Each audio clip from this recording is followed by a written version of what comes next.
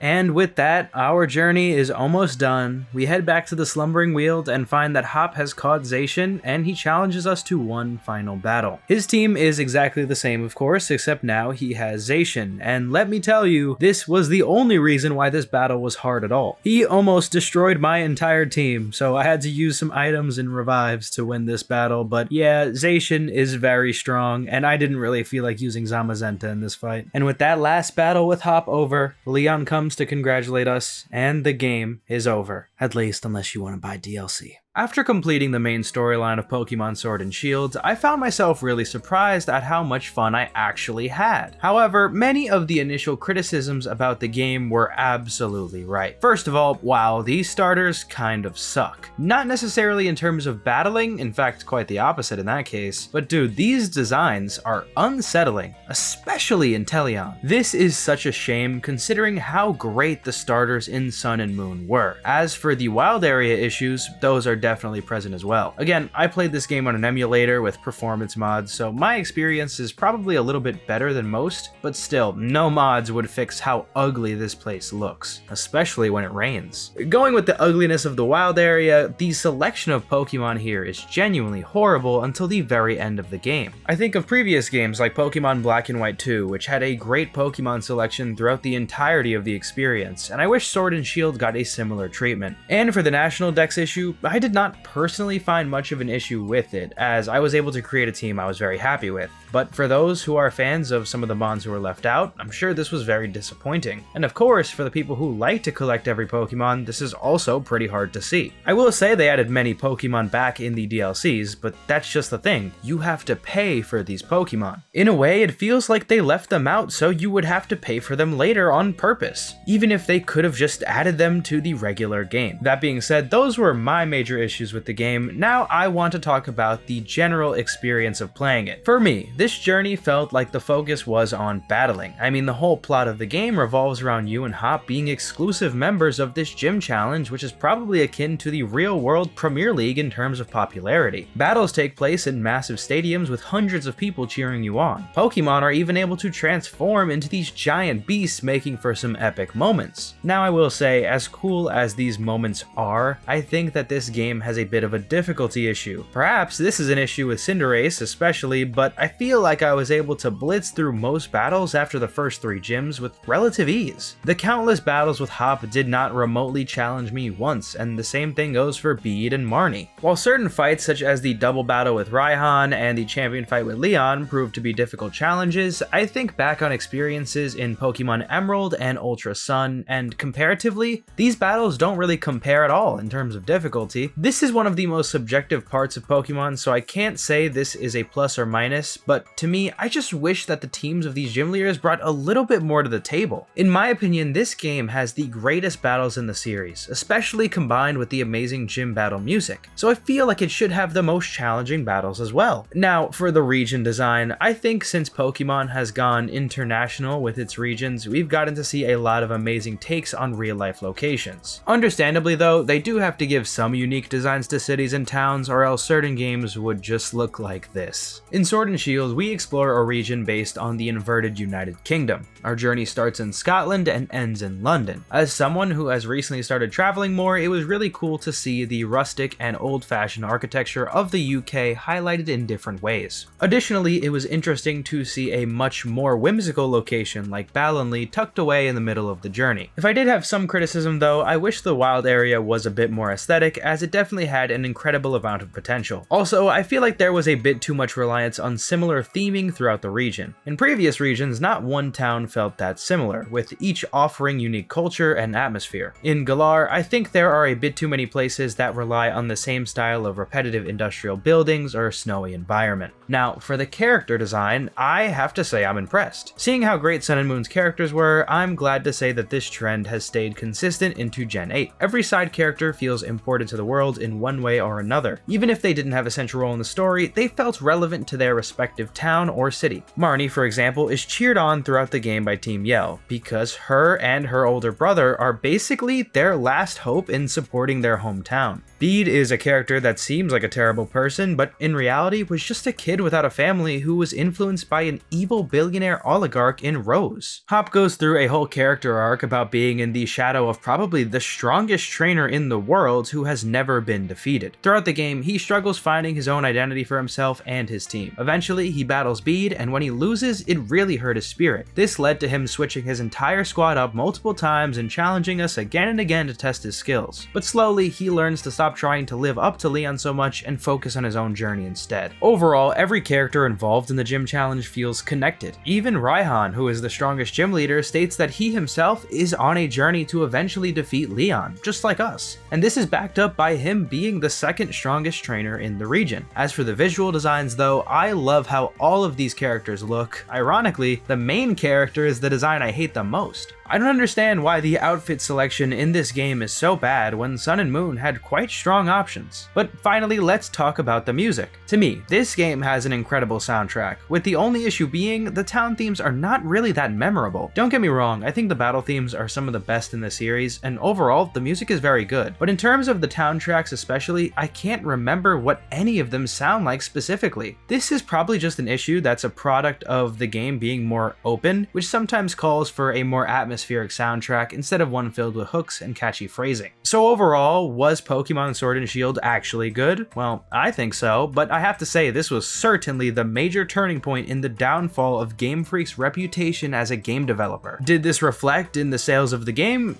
No. Actually, this is one of the best-selling Pokemon games ever. But as a culture and as a fan of the games, this release made it really hard to be a fan of the series. There was a mix of people blindly hating and people being genuinely and rightfully upset, which only amounted to more negativity online. So while I really did have a fun time playing through Sword and Shield, I hate how much it promoted Game Freak being toxic with their decisions, which only made the community more toxic as a whole. Well, with this game complete, I can now move on to...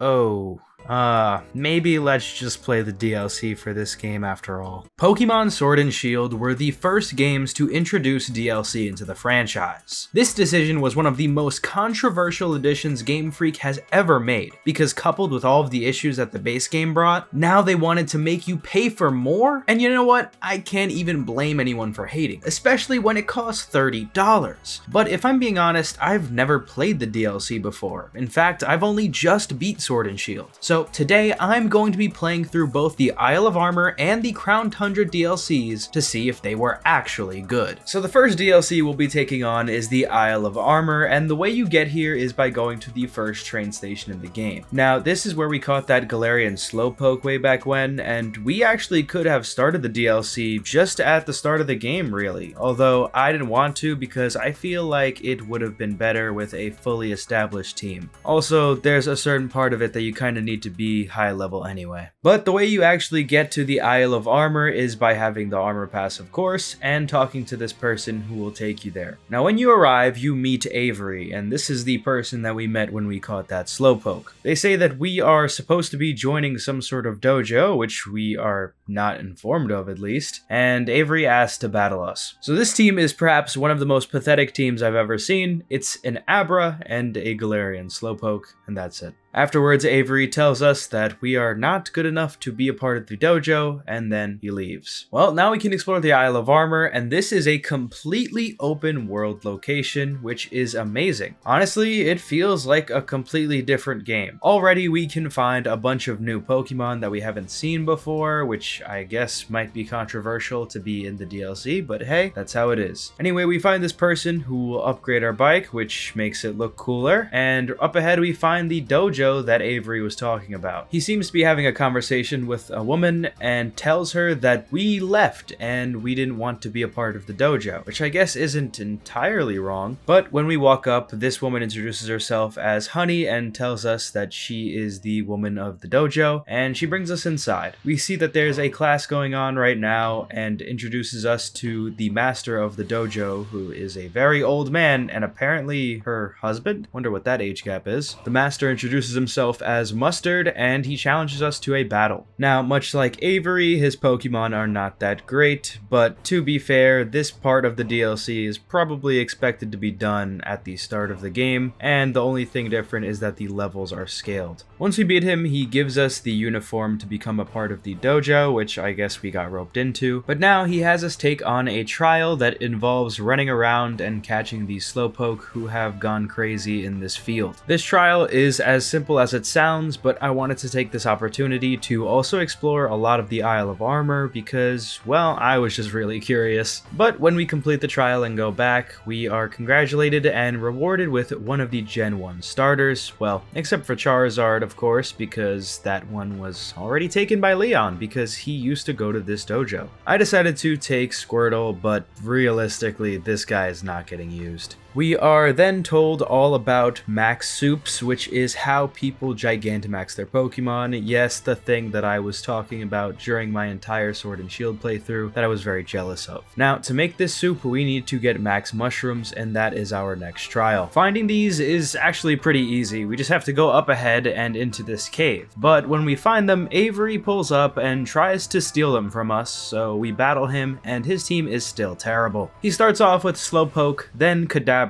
and finally Woobat. Yeah, there's no way we would ever lose this battle. So we get the Max Mushrooms and go back to the dojo. When we get back, we start making the Max Soup, and then Avery arrives and they decide to use his mushrooms that he found instead, just because they feel bad for how sad he is. But when the soup is made, we feed it to Alcremie, and finally we have the giant cake Pokemon. Now, for our last trial, we are told that we will get the secret armor of the Isle of Armor if we defeat Avery in another battle. I have a feeling this will be very easy. Alright, well, Avery's first Pokemon this time is Galarian Ponyta. I don't know why they didn't give him Rapidash, but whatever. Anyway, this is obviously not a challenge. Then he sends out Kadabra, again, not Alakazam, I don't know why.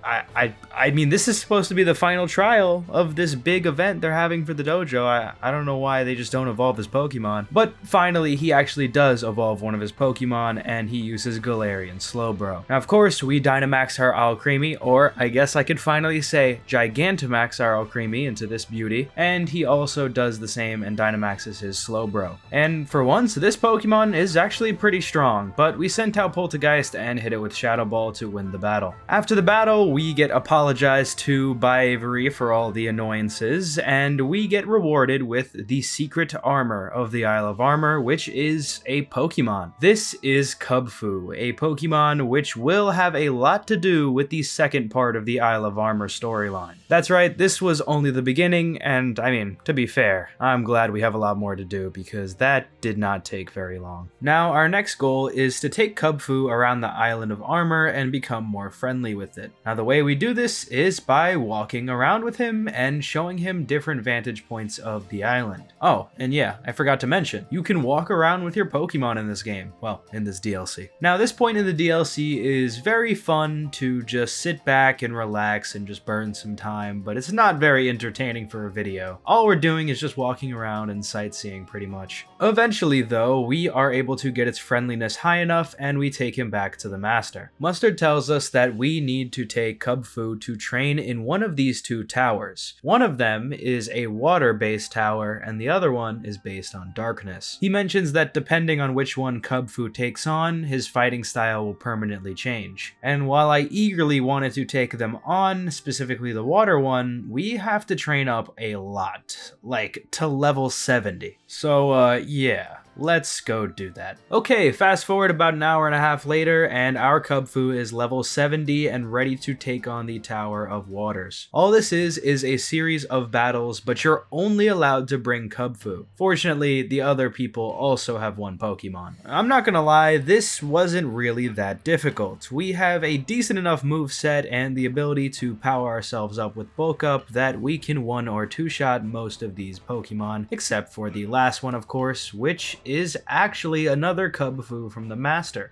Well, I'm being dramatic. We did 2-shot it with close combat, cause we're faster than him. Alright, with the tower complete, we can finally show Kubfu the Scroll of Waters and evolve it into Urshifu. Now, technically speaking, this is a legendary Pokemon, and I don't know if I would say it's legendary, but it certainly is very strong. But randomly, right as we got our new Pokemon, Hop decides to show up, and we have a whole new quest. So apparently Urshifu has the ability to Gigantamax, but it doesn't really like the taste of max soup normally. Instead, it likes to have a certain sweet type of thing inside of the soup. I don't know why it's so important to Hop that he helps us, but he's going to help us. First, he wanted to check the forest because maybe a certain Pokemon here would produce a sweet nectar like a Lilligant or an Applin, but after a long sequence, we discover that no, this is not what we're looking for. Finally, he uses his brain and realizes it's just honey that we need, and we need to go find a Vespiquen. Fortunately for us, there's an island on the Island of Armor that has a Vespiquen hive, and when we check it, we get pulled into a max raid den. This fight is very easy for our Cinderace, and then we get the max honey completing this mission. Now all we have to do is collect some more of the max mushrooms so we can make a soup and eventually get the ability to Gigantamax Urshifu. Now that we have the soup and feed it to Urshifu, we can test it out in the last fight of the DLC against Mustard, this time going full strength. I haven't been giving basically any commentary on the battles in the DLC so far because, truth be told, they are pretty easy. Except for this one. This one is very hard. So for the first time, we really get to test out Urshifu, and let me tell you, this guy is broken. Alongside his insane stats, he has a move called Surging Strikes, which not only hits 3 times, but they're guaranteed critical hits and they hit through Protect. Mustard's first Pokemon, Mienshao, hits us with Fake Out and then hits us with Close Combat, dropping our HP very low, but we one-shot it with Surging Strikes. His next Pokemon is Corviknight, so we sent out Cinderace and one-shot it with Pyro Ball. Next, he has a Lycanroc, and we throw out Poltegeist because it will go down to 2 Giga Drains, although he did set a Stealth Rock. Next is Luxray, who tanks Dragon Darts and one-shots our Dragonite Dragapult. Yeah, I did not know that Luxray could learn Play Rough, but I guess it makes sense. But we throw out Alcremie and take Luxray down with Dazzling Gleam. We then take a page out of his book when he throws out Kamo-O, and we send Boltund to use Play Rough, although it does not one-shot his guy, and we get taken down. So we use Cinderace again and use Flame Charge to take down Kamo-O, leaving him with his last Pokemon, Urshifu, and so I think it's only fitting we throw out ours. If you notice, his Urshifu is positioned a little differently than ours, and that's because his went to the Tower of Darkness, the one we didn't go to. And as cool as this mirror is, as you can see, he is 4 levels higher than us, so this is not going to end well. In fact, even though I tried my hardest, we could not defeat him with the combination of all of our Pokemon here. So I decided to take Urshifu, train him up a little bit, and give him a little better of a held item in order to beat him. Now the battle went mostly the same on the second time around, except the end where we were actually able to use our signature move and take down Urshifu and finally defeat Master Mustard. And with that, that's the end of the Isle of Armor. Alright, now we can go to the next DLC location, the Crown Tundra. We get here through the same train station as the Isle of Armor, and we find a huge tundra, much like the name has implied. Outside the station, we see a father and daughter having an argument, so we butt in and battle this man named Peony. Apparently, he is a former gym leader. He has a Caparaja and an Aggron, and once we beat him, we find out that his daughter has left. It seems that she wants to go somewhere called a Max Lair that has a lot of Dynamax Pokemon. So we head to this cave and figure out that this is where there are Dynamax adventures. This is the place in the game that you can find a ton of legendary Pokemon from past adventures. Essentially, you go in with a squad of you and 3 other people, and you have a lot of Dynamax battles, eventually leading up to battling a legendary Pokemon. While we don't need to go through every single battle, I think that these are actually pretty challenging, and you do have to think about the Pokemon you use because, well, you don't get to bring your own. That's right, you have to borrow Pokemon from whatever they give you, and you can steal some of the Dynamax Pokemon you beat along the way too. And at the end of my Dynamax adventure, we find a Suicune and catch it. After catching it, we speak to Peonia, who is exploring the place just as we are, and we head back. Apparently, Peony hit his head on some rocks while he was looking for his daughter, but regardless, we explain the situation to him, and he gives up on trying to convince her into joining his adventure, and he just invites us to join him. So we make our way to the main town of the area, Freezington, and we meet the mayor. He asks if we're here to learn about the King of Bountiful Harvests, and even though we're not, it does sound interesting now. But after talking to him, we head to Peony's house, and he tells us all the things he wants us to do. Apparently, there are a lot of legendary Pokemon in the Crown Tundra, including these dot-faced legendaries, which we know are the Regis, these bird Pokemon, and of course, the King of Bountiful Harvest that the mayor was talking about. He then gives us a couple clues so we can find out where these legendaries are, and we leave. But just outside, we meet up with Sonia again, and she's also here to look for some legendaries, and this time it's the legendary trio from Black and White. Now, there is a dedicated storyline, and I guess in order of how you're supposed to do this, but really you can do it in any way you want, and I decided to go explore a little bit so I can learn what the area looks like. And oh my god, this place is huge. I noticed that the Crown Tundra is significantly larger than the Isle of Armor, and even that was really big. But during our exploration, we find this shrine here, which I feel like Registeel might be inside. We have to whistle to open the door, which I think might be the first time I ever used whistle in this game at all, and we fight Registeel and of course catch it. Alright, now it's time to actually start the main storyline of this adventure. Now outside of Peony's house, there's this statue that is, well, I already know what this is because I play Pokemon VGC, but let's just say this is the King of Bountiful Harvest. However, he's missing his crown, so we go inside Peony's house and it's just on his table. Yeah, I don't know how that got here. So we put it on its head and it appears in real life and invites us to battle it. After the fight, it tries to speak to us, but it's a Pokemon, so it obviously can't. But then it possesses Peony and speaks through him. As strange as this is, it introduces itself as Calyrex, the King of Bountiful Harvests. Apparently, this Pokemon used to have supreme power and ruled over the Crown Tundra, but it lost its strength and it needs to know how it can get back to where it was. It believes that since people stopped believing in it and now think he's a fairy tale, he's grown incredibly weak. So we asked the people of the village village if they believe that the King of Bountiful Harvest is real, and they say no. They think that he's just a fairy tale and not actually a thing that exists. After all, it has been generations since Calyrex had any sort of power. So we report back to Calyrex of what people were saying, and then he says he needs to find his loyal steed, which we can see is on that statue. So to learn more, we go find the mayor, and he brings us to his house where he has a lot of books detailing the ancient history of the Crown Tundra and Calyrex. In one book, we learn that the steed liked to eat carrots, but some sources say it liked shade root carrots versus ice root carrots. So we go tell Calyrex this, and he agrees that his horse did like carrots, but now we need to find carrot seeds so we can maybe attract the horse. He says that there are really only 2 spots in the Crown Tundra that you can grow these, and of course, they're in 2 spots that we were alluded to earlier. One is near a graveyard, which is obviously going to grow these shade root carrots, and one is in the icy part, which is going to grow ice root carrots. Now, it is important to know that this is one of those choices in this game that is similar to Urshifu, where you do have to select the correct choice for which Pokemon you want in the end. It's kind of funny how they try to allude to this without actually spoiling that you will get this Pokemon, but yeah, we're gonna go ahead with the ice. Now, we go ahead and grow the carrot, and eventually we attract Glastrier, the loyal steed of the King of Bountiful Harvest. It heads back to town, and we find it rampaging on the villagers, so we battle it and defeat it. After this, it runs away, and we go back to Calyrex to figure out what to do. And they said that if they had the Reins of Unity, it would be able to bond with the steed once again. So in order to make this, we need to get a piece of the horse's mane, which it dropped when it left, and a flower petal from Calyrex, which he barely makes. And then we need to have someone who knows how to make the Reins of Unity make it. But the problem is, well, those people aren't around anymore. We go ahead and try to ask the mayor, and he even says yes, even though he doesn't really know, and it doesn't come out well. But Peony comes into the room and says he'll do it. And yeah, he does it perfectly first try. Now, before we leave town, we can get Cosmog. Yeah, that's pretty much it. It's just here. Alright, now let's go to the Royal Shrine and actually catch this thing. After a long walk, we make it here and place the Ice Root Carrot down to bait out Glastrier, and indeed, it does arrive, and Calyrex hops on it and bonds with it. Now fused into one Pokemon, Calyrex offers us the opportunity to catch him so he can join us on our journey. And so, that's what we do, and welcome Calyrex into the team. And that is the main storyline of the Crown Tundra. However, it is not the end. We still have to catch a lot of legendaries, and let me tell you, I was catching these for like 3.5 hours. Of course, I'm not gonna ask you to sit through this entire process, but I'm gonna give you a brief breakdown on every Pokemon I caught and how difficult they were to actually catch. Alright, Regirock. So to get inside of his chamber, we have to equip a Everstone into the first slot of our party, and then we can go inside. He was pretty difficult to catch at first because I didn't know that you could paralyze rock types. Yeah, I guess I was confusing them with ground types, but yeah, the second we paralyzed him, we got him to 1 HP, we were able to catch him pretty easily. Next, Regice. So to get inside of this temple, you have to have a Cryogonal in your party, and this was probably harder than actually catching the Reggie this time around. For some reason, they made Cryogonal have such a low catch rate. I really don't get it. But once again, we went in, got it to 1 HP, paralyzed it, and then caught it. Alright, now for the last of the Reggies, we have a choice. We can either get Regieleki or Regidrago, and I am going to go ahead and get Regieleki because it is one of the coolest Pokemon in terms of competitiveness. This is because it has a 200 speed stat, the fastest Pokemon in the entire franchise. But here's the problem. Since Regieleki is an electric type, I can't use my Boltund paralysis strategy, so I had to think outside of the box. And then I remembered one of the most broken moves in all of Pokemon, Spore. This has a 100% chance to put the opponent to sleep, with the caveat that most of the Pokemon that learn this kind of suck, except for one, Amoonguss. And fortunately for us, Amoonguss is in the Isle of Armor, so we go head over there and pick us up one. With Amoonguss by our side, we are able to easily catch Regieleki and get all of the Reggies. Well, except for Regidrago and Regigigas, of course, because, well, technically Regigigas is in this game, but you need to have Regidrago, which you can't get without trading. waiting. Alright, now we can report back and start our next quest. Now we're gonna look for the legendary sword Pokemon from Black and White, and the way we do this is by tracking these footprints and reporting them back to Sonia. While I was finding them, I stumbled upon this tree, and it awakened all of the bird Pokemon who seemed to be beefing. They spread across the region, so we're gonna go ahead and get them later. For now, let's go get these sword Pokemon. First, we get Terrakion, who was pretty easy to catch. Then we find Cobalion, which is also really easy to catch. But if you thought this trend would continue, well, it's not. Verizon, I still don't know how to say this guy's name. This guy was so annoying to catch. Genuinely, I don't know why this guy just wouldn't stay in the ball, but I had to restart this fight so many times and walk all the way back to this random spot he was in, and I think it probably took me about 30 minutes alone to catch this guy, maybe more. But eventually we did, and actually there is one more Pokemon we can catch from the Black and White games, and that is Keldeo. It's a very weird way of getting this Pokemon. You have to go to some random island in this area and make curry with the swords, and then when you leave making the curry, you can find Keldeo. Alright, now last but not least, the legendary birds. To be honest, the hardest part about catching these guys isn't even the actual catching part, it's getting into a battle with them in the first place. First, we go to get Galarian Articuno, and we have to follow this guy up this mountain, and once we reach the top, it breaks off into a bunch of clones, and we have to find the real one. Once we actually get into the battle though, we can catch it with relative ease. Next, Galarian Zapdos. This guy is in the wild area of the original region, and we have to chase this guy around until he eventually gives up. Once again, not that much of a struggle to catch once we get into the battle. And finally, Galarian Moltres is on the Isle of Armor, and this guy is very, very annoying to catch. He flies in a circle around the entire island, and if he gets too far ahead of you, it's gonna be really annoying and basically impossible to catch up. Not to mention all of these sharks always chasing you in the water. But eventually, we can catch up to it and catch it. And so yeah, we go back to Peony, show him all of our new Pokemon, and he gives us this golden outfit, which is pretty cool. And while there are a couple more things you could do on the side, that's pretty much the main adventure of the Crown Tundra, wrapping up the DLC. Now that I've played through the DLC for Sword and Shield, I'm left with a lot of complex feelings. On one hand, I really did enjoy this experience. There were so many things to do, particularly in the Crown Tundra, that it felt like a whole different game. Between having your Pokemon follow you around, to simply exploring how large the areas were, it was a much more similar experience to Scarlet and Violet instead of Sword and Shield. To me, a good DLC takes the experience from the original game and levels it up to a point where people feel like they really got their money's worth. But here's the problem. The base game wasn't really to a point where people felt like they got their money's worth. Why couldn't all of Sword and Shield have been open world like this DLC? The Crown Tundra alone felt like double the walking distance of the entire region of Galar, when it clearly only takes up a small portion on the map. Did Game Freak really have to push this game out that fast? I apologize if I'm not well enough informed on the development for these games, but in my head, they should have been able to take the time to make the base game just as good as these DLCs.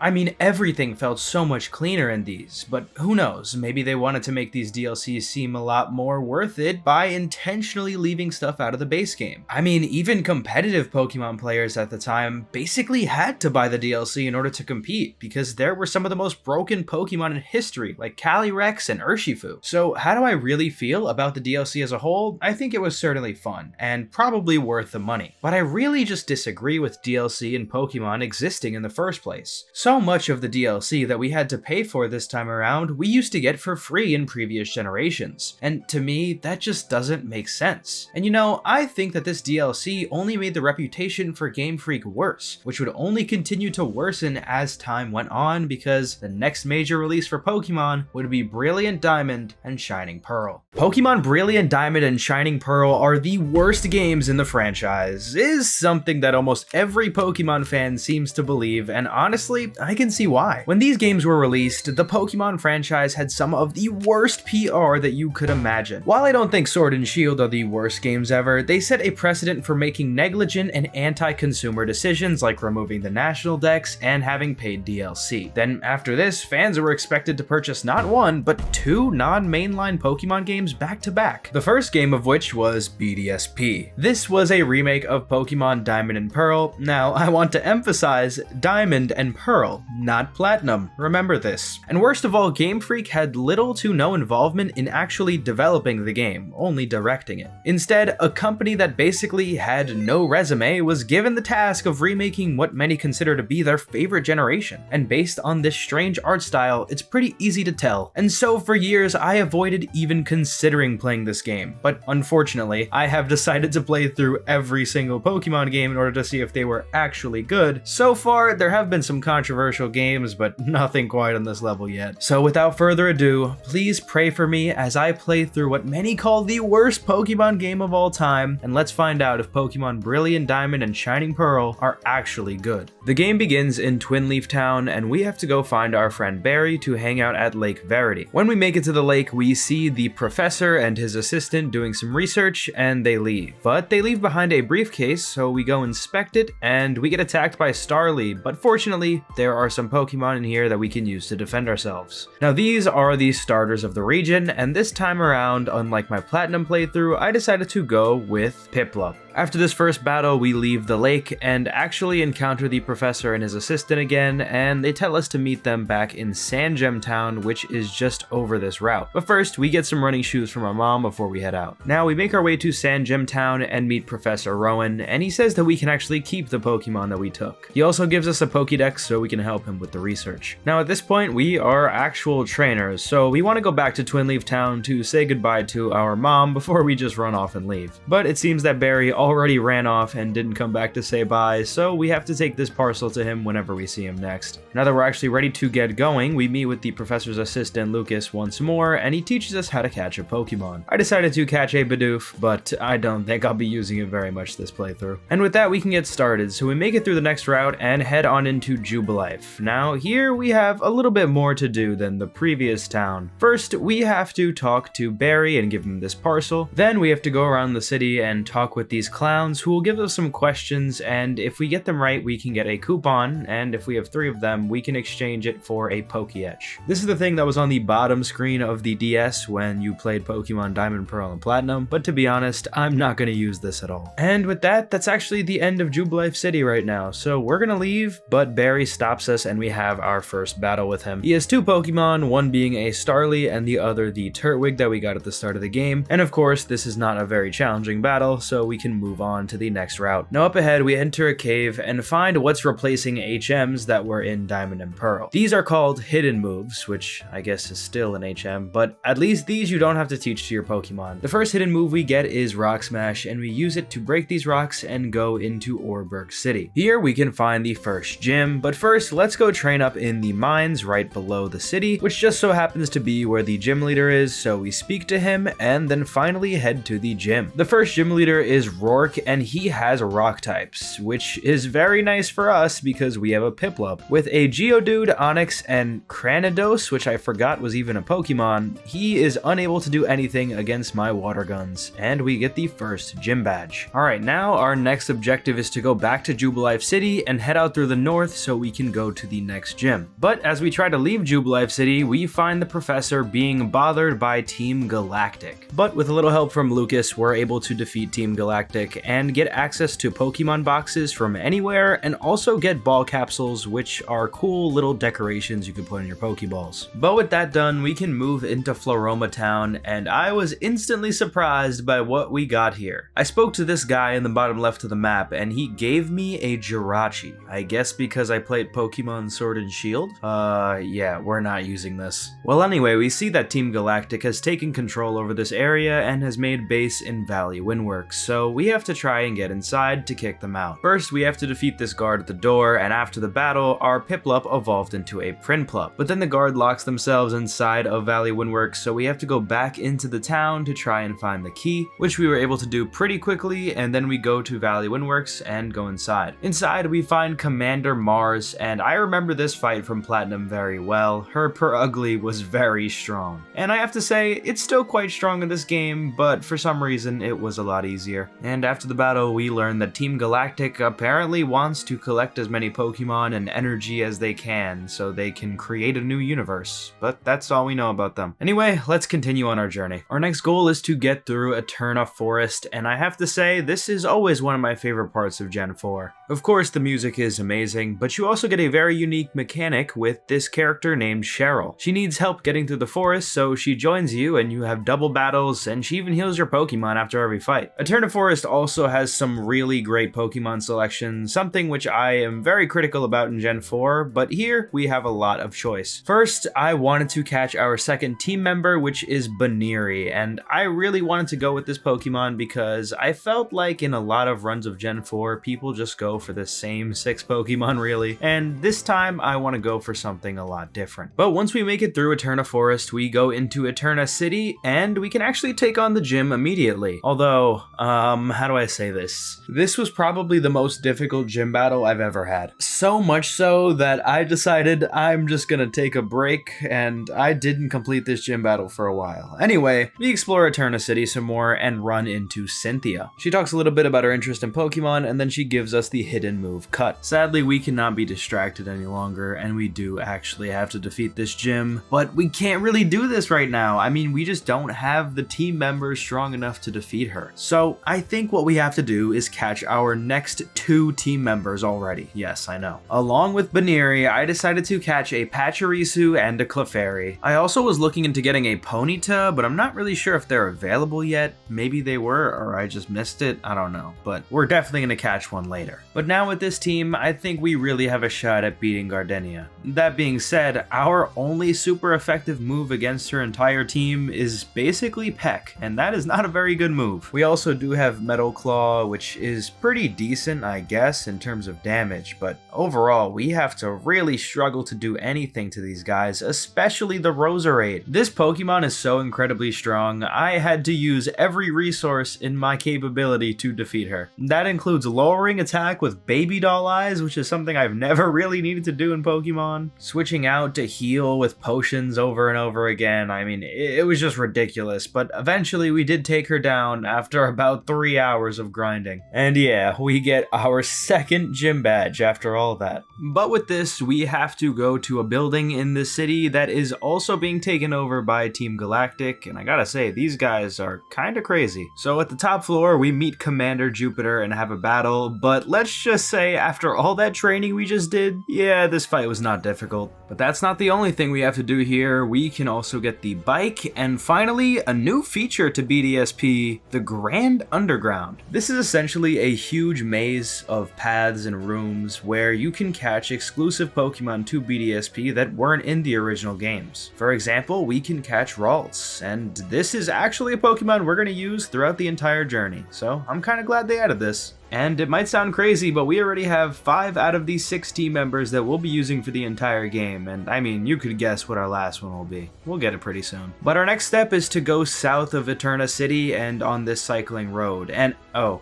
well, I guess it is pretty soon after all. We find Ponyta and we finish our team already. Well, up ahead we have a pretty long route to go, and we take our first steps into Mount Coronet, which we will be returning to quite a lot in this game. Inside we encounter a man with blue spiky hair who seems to be a part of Team Galactic, and he complains about how the universe was created perfectly and humans just made it worse. And then he just kind of leaves. And I gotta say, this is the point in the game where I really felt like this art style was hurting how important this scene really was. It's supposed to be your first introduction to Cyrus, the leader of Team Galactic, and it's really supposed to be intimidating, but here it's just kind of funny looking. Well, after he leaves, we leave Mount Coronet and make it into Hearthome City. And here, there is a gym, but we're not gonna take it on quite yet. In fact, we can't. Instead, we're here to try out the contest hall, which much like every other Pokemon game is the little mini game they have where you dress up your Pokemon or whatever. I don't know. I don't care about it, to be honest. All I know is that in this you play a little rhythm mini game, and to be honest, I don't really know how you even win. Also in the city, there is a place called Amity Square where we gain the ability to walk with our Pokemon, which is a really awesome feature. I'm glad they added this to this game. But with that, there's not really anything else for us to do here right now, so we leave, but we're stopped by Barry, who challenges us to a battle. Now his team is a little bit better than when we last fought him. He has a Starly, a Buizel, a Grotle, and a Ponyta. But of course, we are way stronger than him. Now up ahead, we have a really long route where there are a lot of trainers for us to grind our Pokemon with, which is good because we have a lot of Pokemon on our team now. In fact, we turn our Ralts into a Gardevoir here, and I think that's just because we caught it at such a high level that it didn't have to gain much levels at all to evolve. There's also a town on the way to the next major city called Salacian Town, but I'm not really sure if there's anything important for us to do here, so we're just gonna move on. Up ahead, there is a long route, and then eventually we make it to Veilstone City, which is the largest city in the region. Here, there is a lot for us to do. First, I wanted to check out the department store and pick up some stuff that I needed, and then I discovered something cool about this game. You can actually customize your character, although, well, that was in the last few games anyway, so I guess it's kind of expected. Well, anyway, they have pre-made outfits for you to buy, and they're actually quite expensive. Yep, that's pretty much it. Anyway, there's a gym here that we have to defeat, and it is a fighting type gym, which I'm not gonna lie, probably is going to be very easy for us since we have a Gardevoir that knows Dazzling Gleam. So we go to the gym leader Maylene and challenge her to a battle, and first she sends out a Meditite, which gets one-shot by Dazzling Gleam, and then she sends out Machoke, who also gets one-shot by Dazzling Gleam. Now her last Pokemon is Lucario, which manages to survive the Dazzling Gleam attack, so I decided to just send out Prinplup and Bubble Beam it until we defeat Lucario and win the gym battle. After this, we leave the gym and see that Lucas has gotten his Pokédex stolen by Team Galactic, so we help him, and after this, we see that Ponieri has evolved into Lopunny after a long time of grinding its friendship. I'm pretty sure this is also the point that I realized that it has the worst nature possible in Lopunny, but I guess it's too late to go back now. Our next goal is to go to Pastoria City, which is to the south, and we have quite a ways to go. Lots of battling, and we even stopped by a town in front of Lake Valor to battle a lot of people in this cafe. And even though these battles can get annoying, we do get really strong off of them and eventually reach Pastoria City, where we have to go challenge Crasher Wake at the Water-type gym. And actually, while we're going through this gym and fighting the trainers, we evolve our Prinplup into an Empoleon, which is massive. That being said, I do not believe we'll be using Empoleon much this gym because it's a Water-type gym. So instead, this is really the first time our Pachirisu gets to shine, which, did I even mention that we caught a Pachirisu? Crasher Wake's first Pokemon is Gyarados, which somehow survives an Electro Ball and then spams Super Potions until he switches out into a Quagsire that is unaffected by electric type moves. So I guess this is one of the first gym leaders to actually be sentient. Honestly though, the only challenge on this team was really Quagsire because of its immunity to electricity. We just used Lopunny to headbutt it a couple times, and then he sent out Buizel and Gyarados again, which got destroyed by Pachirisu and Lopunny. And with that, we get our 4th gym badge and we can continue on our journey. Afterwards, we explore Pastoria City a bit more and find a Team Galactic grunt saying that they're going to deliver a package to the lake that we were at a bit earlier. So we're gonna try and stop them, but they run away and we're interrupted by Barry, who challenges us with the exact same team that he challenged us earlier and got destroyed with. And somehow he still has a Starly. At this point in the game, we have a Gardevoir, we have a Lopunny, and this guy still has a Starly. Just sad. Well, after this, we chase down that grunt that was running away and defeat them in battle. And right up ahead, we meet with Cynthia, who gives us medicine for Psyducks who apparently have a headache on a previous route we were on. And if we go through there, we can go to Celestic Town. She also wants us to give something to her grandmother here. So we head back to the route and give these Psyducks the medicine she gave us and eventually make our way through this foggy route and into Celestic Town. Here we meet with Cynthia's grandmother and we find that there is a Team Galactic grunt here blocking a historical cave. We defeat them, learn some lore about the region, and then Cyrus arrives to tell us his goal of starting a new universe. I still can't take it seriously with this art style, man. I don't know. Alright, well, with that little side side quest done, we can go actually challenge the gym at Hardhome City. Now I'm pretty sure this is going to be really easy. It's a ghost type gym and we have a Gardevoir. The gym leader Fantina sends out Drifblim, who is not really a challenge, but it does manage to survive and put Will-O-Wisp on our Gardevoir, which is kind of annoying, honestly. We do take it out, but eventually Gengar is sent out and destroys our Gardevoir. Now I decided to finally debut Empoleon in his first real battle. It comes out and takes down Gengar pretty easily, and then her last Pokemon, Mismagius, is no challenge for him, getting us the 5th gym badge. Right as we leave the gym, Cynthia interrupts us and we catch up on what happened in Celestic Town. She also tells us that Team Galactic is a lot more intimidating than you would think, and they're very much serious about what they're trying to do. Also, she says that if we want to learn more about the region, we should check out the Canalave City Library, which is our next destination anyway. Now to get there, we have to go back to Jubilife City and use Surf to get across this water and reach the city. Now I know I haven't mentioned the music so far in this video, and that's because I just want to save it for the end analysis portion, but I have to say right now, this is one of the best tracks in the entire game. But also in this city, we meet with Barry again, and he challenges us to a battle, and this time he actually has a Staravia.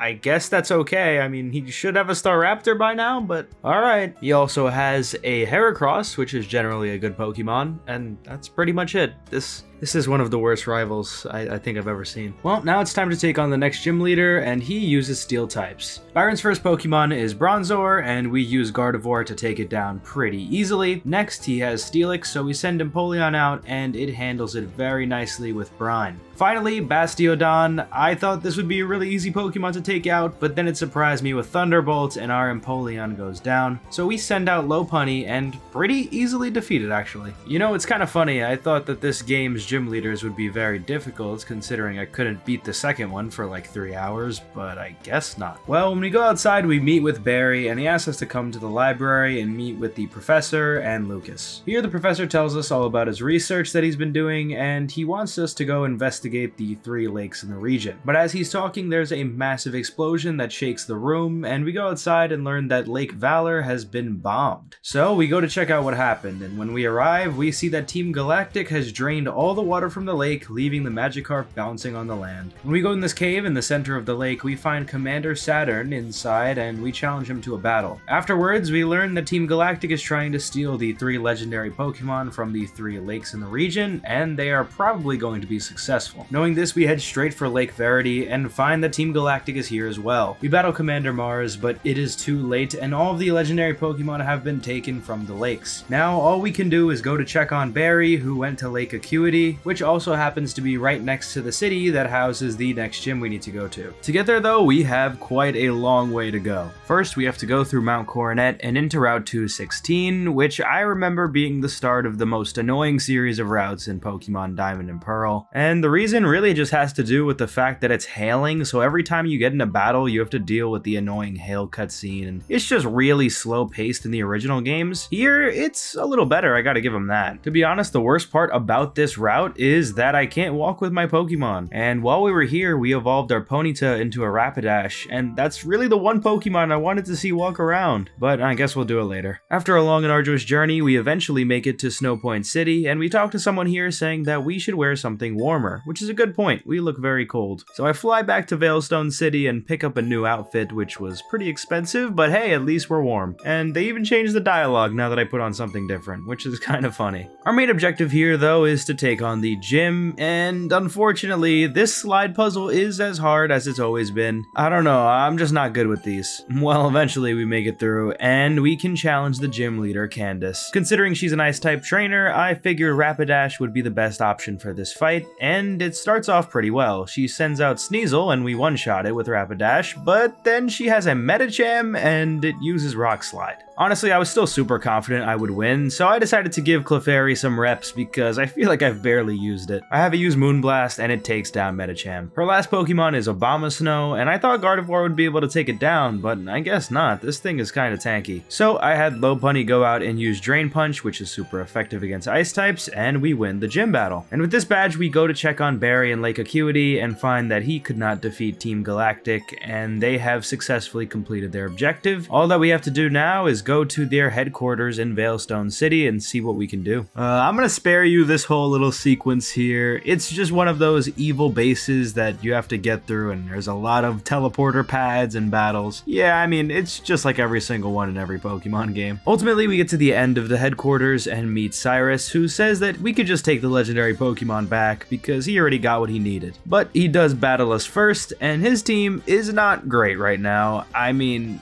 we really just one-shot everything with Gardevoir. After the battle, he gives us a Master Ball, and then leaves to Mount Coronet. If we go up ahead, we can find Team Galactic's secret lab, and it's pretty creepy what these guys are doing here. At the end, we see the legendary Pokemon being contained by Commander Saturn, so we battle them, and afterwards we can free them. Alright, now we have to finally climb all of Mount Coronet, and this is quite a long journey, but I think it is really nice because the music changes when you get to the upper levels, and it's one of my favorite tracks in Pokemon too. At the top of Mount Coronet is Spear Pillar, and Team Galactic is here trying to summon the legendary Pokemon Palkia. Using the red chain that Cyrus crafted from the 3 legendary Pokemon, he does just that, and it appears in front of him. In the meantime, we battle the commanders of Team Galactic with Barry, and afterwards we battle Cyrus. This time he has changed his team to be actually pretty good. He has a Honchkrow, a Gyarados, a Weavile, and even a Crobat. And all of these Pokemon did manage to give us quite the challenge, especially Honchkrow with Steel Wing taking down our Gardevoir. But although he does take a few of our Pokemon down, using every single one of my Pokemon, we were able to defeat him. With Palkia having the red chain removed by the 3 legendary Pokemon, we are able to battle and capture Palkia. And that's the end of this segment, and really the whole main storyline of this game. Without the Distortion World and Cynthia being involved, I don't know, I really didn't like this at all. So one of the most disappointing parts of this remake is the fact that it just doesn't really use anything from Platinum. Well, now it's time for us to get our last gym badge, and that will be in Sunyshore City. When we arrive, we meet with one of the Elite Four members, Flint, and he tells us that we need to go find the gym leader. We get a sneak peek of the Pokemon League and then meet Volkner, who is the gym leader, and he goes back to the gym so we can actually battle him. Being an electric type gym leader, we don't really have much of an advantage over him. We don't really have any rock types or ground types on our team. That being said, we are just completely stronger than him. He has a Raichu, Ambipom, Octillery, and a Luxray, but none of these Pokemon really put up a fight. And so with that, we get the 8th gym badge, and we can head on to the Elite Four. And the path to get there is pretty long. We have to go through this huge water route with a ton of trainers, and then actually get into the Victory Road, which is one of the bigger ones I think in Pokemon history. And well, let's just say we'll be glad that we did some training here because this Elite Four is pretty freaking hard. But right as we're about to start the Elite Four, Barry challenges us to a final battle with him, and this time his team isn't horrible. He finally evolved all of his Pokemon, so he has a Staraptor, Floatzel, Rapidash, Torterra, and even got himself a Snorlax. And he also has the Heracross he had before. Overall, his team is pretty good, but the problem is we have a counter for every single one of his Pokemon, so we do end up beating him, although I have to say, he does have a couple nice held items on his Pokemon. And speaking of which, every single Pokemon in the Elite Four uses competitive movesets, held items, and are EV trained. Yeah, I don't know where this difficulty jump came from, but that's what we're working with. Fortunately, the first of the Elite Four is not much of a challenge. This is Aaron, and he trains bug-type Pokemon. Fortunately for us, Rapidash and Empoleon have a very good combined moveset to deal with his team, and ultimately we do come out on top, but this is only the first of many difficult battles.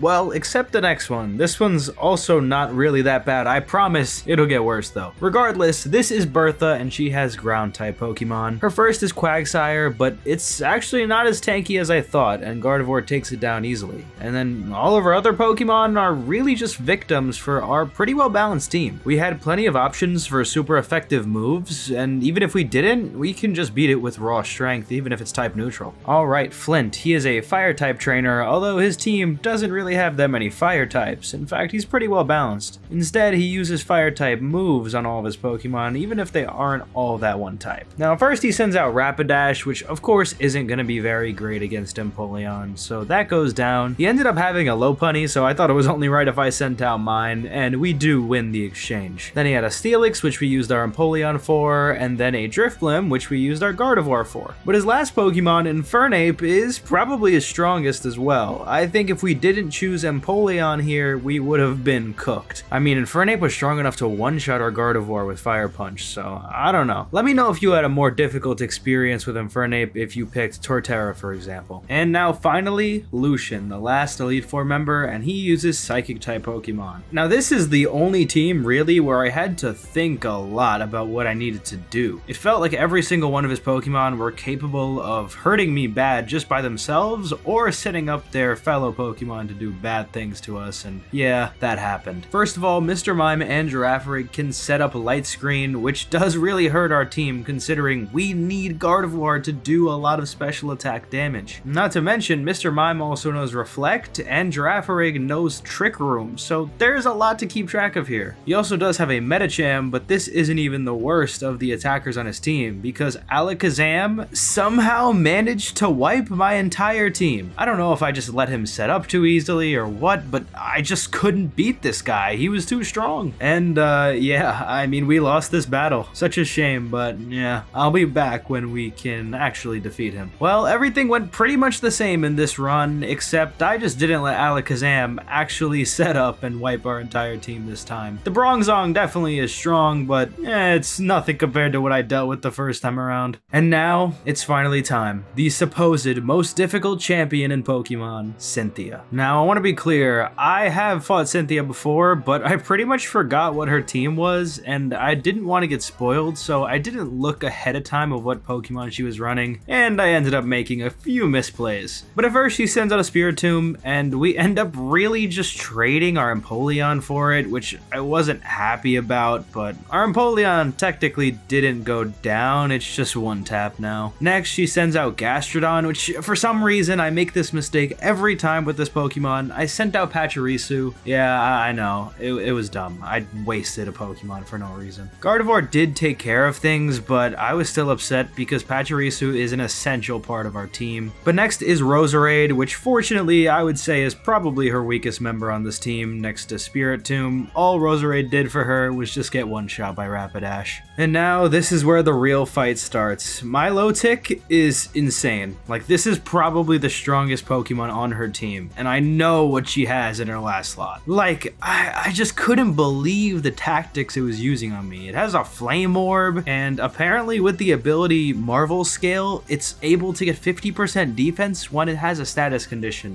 which I didn't know at the time. So I got pretty much walled by this thing, and I was missing high jump kicks. It was just a terrible situation. Eventually I was able to outspeed it with Gardevoir and take it down, but that took way more effort than I wanted it to, and we lost a lot of Pokemon along the way. Not to mention, I'm out of things like revives and potions, so I'm really on the back foot here. Her next Pokemon is Lucario, and fortunately for us, it does not use Flash Cannon and decides to set up Nasty Plot, therefore Gardevoir takes him down. I'm not gonna lie, if it did get off a Flash Cannon, we just lose there, and probably lose this whole thing. Finally, her Garchomp. Now at this point, I had pretty much given up. I did not think I was gonna win. And when it used Poison Jab, I just accepted my fate, but then the one thing that I didn't think would happen somehow happened. We survived on 1 HP with the power of friendship. This is the worst Pokemon game I've ever played. Alright, I'm being dramatic, but like, really?